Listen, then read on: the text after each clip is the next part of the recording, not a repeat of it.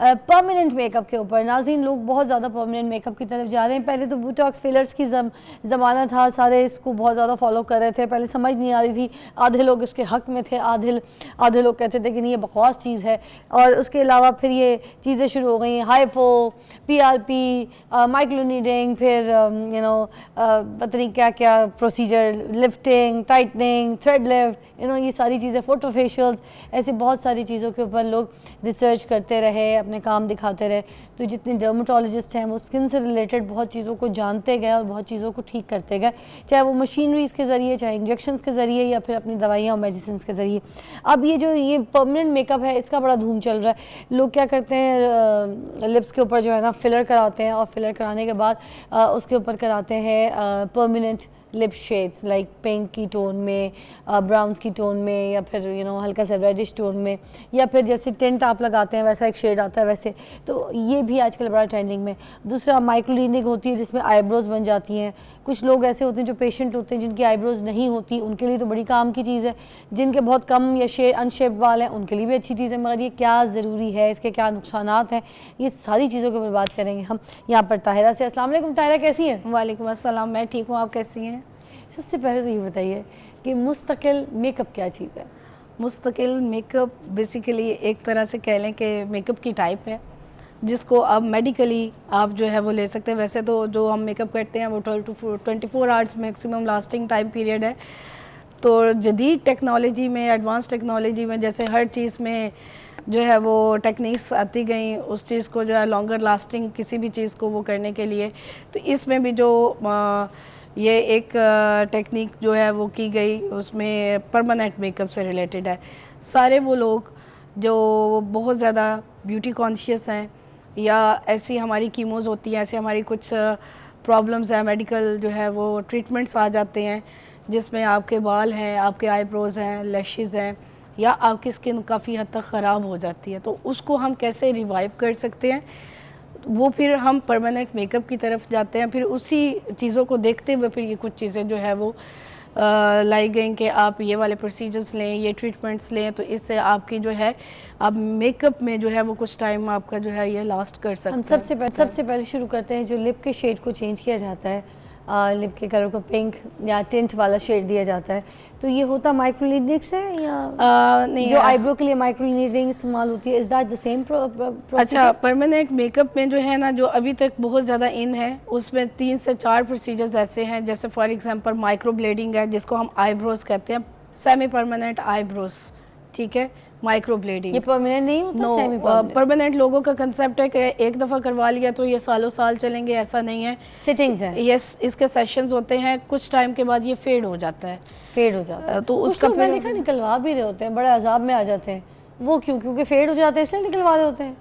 नहीं, शेप आपको पसंद नहीं आती। अब जैसे आपको पता है कि मेकअप में भी, इवन ड्रेसेस में भी ट्रेंडिंग आपकी चेंज होती रहती है। आईब्रो कभी आपकी जो है वो आर्ट शेप में होती है, कभी आपकी पॉइंटेड में होती है, कभी आपको बिल्कुल स्ट्रेट में चाहिए होती है। तो फिर इसकी वजह से वो लेज़र से फिर उसको रिमूव करवाते हैं, दोबारा रीशेप करवा लेते हैं। ठीक है, तो लेज़र से कितनी सिटिंग में ये रिमूव हो जाता है? अगर आईब्रो की डिपेंड करता है आप कौन सा लेज़र यूज़ कर रहे हैं, कौन सा लेज़र यूज़ करते हैं, उसके अकॉर्डिंग कौन से लेज़र से हो जाता है? नॉर्मली हो जाता है, सॉरी, पीको लेज़र से होता है। पीको लेज़र जो है वैसे तो पिगमेंटेशन के लिए हम उसको यूज़ करते हैं, लेकिन ऑफ कोर्स ये एक पिगमेंट है, तो इसको आप किसी भी उसमें जो है वो लेज़र से, जैसे उसमें वो करते हैं फ्रॉस्टिंग वगैरह करके, या इवन कुछ की बहुत ज़्यादा लाइट होती है तो वो पीलिंग सोल्यूशन से भी वो चली जाती है। जो टैटू वगैरह होती है आईब्रो में, इसका भी लेज़र कौन सा लेज़र होता है जब टैटू रिमूव कराना होता है? इसका अब तो हर लेज़र में जो है कोई इसका स्पेसिफिक ऐसा लेज़र नहीं है। हर लेज़र में जो है इसके जो है फ्रीक्वेंसी होती है, इसके लेंसेज होते हैं प्रॉपर, उसके साथ सेटिंग करके तो आप इसकी जो है वो उसको रिमूव कर सकते हैं। तो ये टैटू आईब्रो में और माइक्रो नीडलिंग आईब्रो में क्या फ़र्क होता है? जो टैटू है वो बेसिकली एक तरह से काइंड ऑफ परमानेंट में चला जाता है, क्योंकि वो डीपर लेयर में आपके जाता है। और जो माइक्रो ब्लेडिंग है वो चूँकि सुपरफिशियली होती है, जैसे अभी मैंने आपको बताया कि आफ्टर सम टाइम वो फेड हो जाता है, उसका कलर जो है वो लाइट हो जाता है। पेनफुल प्रोसीजर कौन सा है, माइक्रो ब्लीडिंग या फिर टैटू? टैटू। टैटू और लोग वैसा- ज़्यादा क्या पसंद करते हैं? लोग ज़्यादातर पसंद करते हैं माइक्रो ब्लेडिंग या सेमी परमानेंट मेकअप, क्योंकि वो उगता जाते हैं। वो परमानेंट एक चीज़ को सारा उसके लिए लॉन्गर टाइम नहीं साथ लेके चल सकते। अच्छा। बहुत सारे लोग ऐसे भी हमने देखे हैं कि जो टैटू करवाते थे, लेकिन अब उनको चाहिए कि अब हमारे टैटू आप रिमूव करें। ठीक कुछ है। लोग तो दीन की वजह से भी करा लेते हैं कि नमाज कबूल नहीं Yes, होती या दुआ इस्लामिक कबूल नहीं point हो of view से रही, तो भी वो ये वाली टैटू नहीं चीज़ होती है। करवा लेते हैं, तो गलती से फिर रिमूव कराने के लिए आते हैं, है ना। अच्छा, ये जो लैश के ऊपर हम लोग लाइनर लगाते हैं, लाइनर भी परमानेंट आ गया है, तो ये परमानेंट लाइनर के लिए तो बहुत बारीक सी जगह होती है जो हमारे बिल्कुल लैश के साथ, आंट इट्स डेंजरस और इट्स सेफ? डेंजरस है, बड़ा डेलिकेट एक ही प्रोसीजर है। आप इसको पूरी प्रिकॉशंस के साथ और सेफ्टी मेजरमेंट्स को अडॉप्ट करते हुए आप ये प्रोसीजर्स कर सकते हैं। आप किसी भी अनट्रेंड जो है वो उससे आप नहीं करवा सकते, टेक्नीशियन या स्टाफ से नहीं करवा सकते। रीज़न ये है कि इसके जो साइड इफ़ेक्ट है, अगर मैं आपको बताऊं सेमी परमानेंट के, तो वो इतने एडवर्स हो जाते हैं कि फिर वो जो पेशेंट बेचारा अपनी खूबसूरती को जो है वो इन्हेंस करने के लिए हमारे पास आया हुआ होता है, वो फिर इस सारे प्रॉब्लम से गुजर के वो उसको ठीक करने के उसमें चला जाता है। तो आईलाइनर आप देखें कि हमारी आँख बहुत एक नाजुक पार्ट है, इसमें इवन कोई कंकर भी चला जाता है, कुछ भी हो जाता है, तो हमारी आंख उसको बर्दाश्त नहीं कर सकती। तो ये एक टोटली नीडलिंग प्रोसीजर है। इसकी नीडल इतनी शार्प होती है कि आप उसके अकॉर्डिंग जो है उसकी फीलिंग कर रहे होते हैं, प्रॉपर इसकी फीलिंग होती है। आपने इसको जो है आईलेट को आपने इसको उठा के उसकी, क्योंकि ये वाली जो हमारी स्किन होती है ये ऑलरेडी बहुत थिन होती है, तो इसके ऊपर प्रॉपर आपने एक लाइनर की जो है वो, और फिर इसमें भी 2 सेशंस होते हैं, 1 सेशन 1 गो प्रोसीजर नहीं होता। एक हम पहले देते हैं, उसमें क्या होता है कि पूरा आपको कंप्लीट प्रोसीजर किया जाता है। उसके बाद स्किन टू स्किन जो है वो वेरी करती है, पेशेंट टू पेशेंट वेरी कर रहा होता है।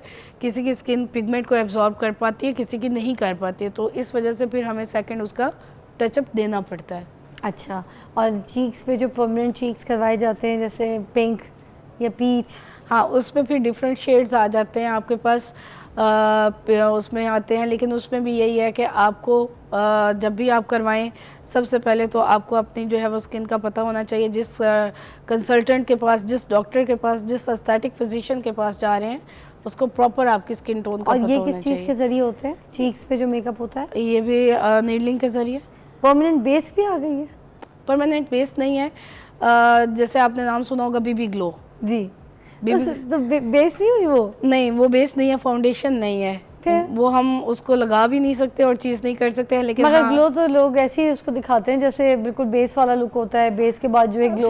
एक यहाँ पे मैं ये चीज़ ज़रूर कहना चाहूँगी, जैसे हमारे पास बहुत सारे पेशेंट्स आते हैं ना, तो वो हमें एक बिफोर दिखाते हैं और एक आफ्टर दिखा देते हैं, लेकिन जो उसके बीच में सारा प्रोसीजर होता है ना, वो कोई नहीं दिखाता। वो नहीं दिखाते। वो देखना, वो समझना बहुत ज़रूरी है।